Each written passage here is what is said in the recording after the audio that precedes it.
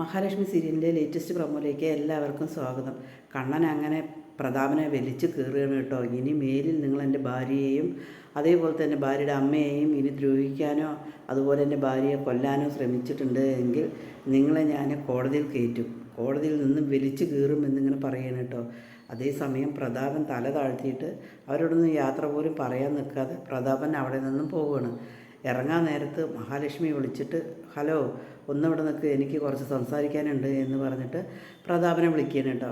അതിനുശേഷം പ്രതാപനോട് പറയുകയാണ്, കണ്ണേട്ടൻ ഇത്രയും പറഞ്ഞപ്പോൾ ഞാൻ മിണ്ടാതിരുന്നത് എന്താണെന്നറിയോ, കണ്ണേട്ടനെ ബഹുമാനിച്ചുകൊണ്ടാണ്. കണ്ണേട്ടൻ പറഞ്ഞ പോലെ തന്നെ ഇനി മേലിൽ എൻ്റെ അമ്മയോ എന്നെയോ ഉപദ്രവിക്കാൻ നിങ്ങൾ വന്നിട്ടുണ്ട് പറഞ്ഞാൽ നിങ്ങളുടെ പഴയ കാര്യങ്ങളടക്കം എനിക്കറിയാം. ആ കാര്യങ്ങളെല്ലാം ഞാൻ കണ്ണേട്ടനോട് പറയും. അതുകൊണ്ട് നിങ്ങൾക്ക് സുഖമായി നിങ്ങൾക്ക് ഇവിടെ ജീവിക്കുന്ന പോലെ തന്നെ ജയിലിലും പോയി ജീവിക്കുക. അത് കാരണം നിങ്ങൾ കാരണം നിങ്ങളുടെ മോളുടെ ജീവിതം കൂടി നാശമാകും. അതേപോലെ തന്നെ മുത്തശ്ശിയുടെ ജീവിതം വഴിയാധാരമാകും. വയസ്സാം കാലത്ത് കരഞ്ഞ് ജീവിക്കേണ്ടി വരും. അതിനുള്ള ഇട വരുത്തരുത്.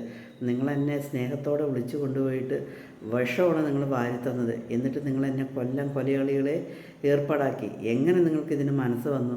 നിങ്ങൾ ഇന്നല്ല ഇതിനു മുമ്പ് ചെയ്ത പല കാര്യങ്ങളും എനിക്കറിയാം. അതുകൊണ്ട് ഇനി മേലിൽ ഞങ്ങളുടെ ഭാഗത്തേക്ക് നിങ്ങൾ തിരിഞ്ഞു നോക്കാതെ നിങ്ങൾ സ്വസ്ഥമായി ജീവിക്കാൻ നിങ്ങൾ തുടങ്ങിയിട്ടുണ്ടെങ്കിൽ നിങ്ങൾക്ക് നല്ലത്. ഇല്ല പറഞ്ഞാൽ കണ്ണേട്ടൻ പറഞ്ഞ പോലെ തന്നെ കണ്ണേട്ടൻ ഇങ്ങനെ സംസാരിക്കണ്ടല്ലോ. കണ്ണേട്ടൻ നല്ലൊരു വക്കീലാണ്.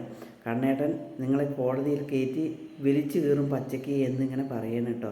അതേസമയം പ്രതാപൻ അങ്ങനെ ദേഷ്യം അരിശവും വരുന്നുണ്ട്. മഹാലക്ഷ്മിയുടെ മുമ്പിൽ ഒന്നും തിരിച്ചു പറയാൻ പറ്റാതെ പ്രതാപൻ നിന്ന് വേർക്കുകയാണ് കേട്ടോ. അതിനുശേഷം പ്രതാപൻ പോവുകയാണ്.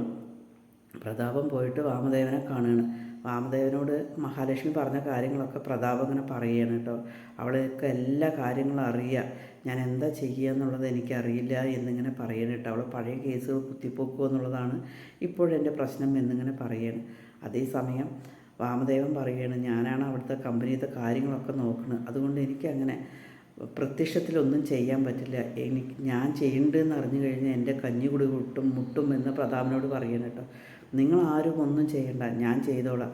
ഞാൻ ആ കണ്ണനെ ഇല്ലാതാക്കി കഴിഞ്ഞാൽ അവൾ എൻ്റെ വീട്ടിലെ പഴയ അടിമ പോലെ തന്നെ നിൽക്കും. അവൾക്ക് പിന്നെ ഒന്നും ചെയ്യാനും സാധിക്കില്ല, ഒരു കാര്യത്തിനും സാധിക്കില്ല. ഞാൻ ഇനി ഒന്നും ആലോചിക്കുന്നില്ല, ഞാൻ അത് തന്നെയാണ് ആലോചിക്കുന്നത് എന്നിങ്ങനെ പറയണം കേട്ടോ. അതേപോലെ തന്നെ കമ്പനിയിൽ സാഗർ കയറ്റിയ പോലെ തന്നെ ഇവർ വൈദ്യരുടെ അടുത്തേക്ക് ഒരാളെ കയറ്റാനുള്ള ശ്രമത്തിനാണ് കേട്ടോ.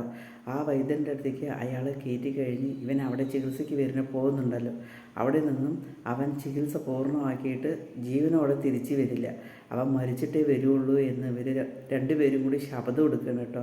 അങ്ങനെ അവരെ ഒരാളെ ഏർപ്പാടാക്കിയിട്ട് വൈദ്യശാലയിലേക്ക് പറഞ്ഞയക്കാനുള്ള തീരുമാനത്തിലാണ് നിൽക്കുന്നത്.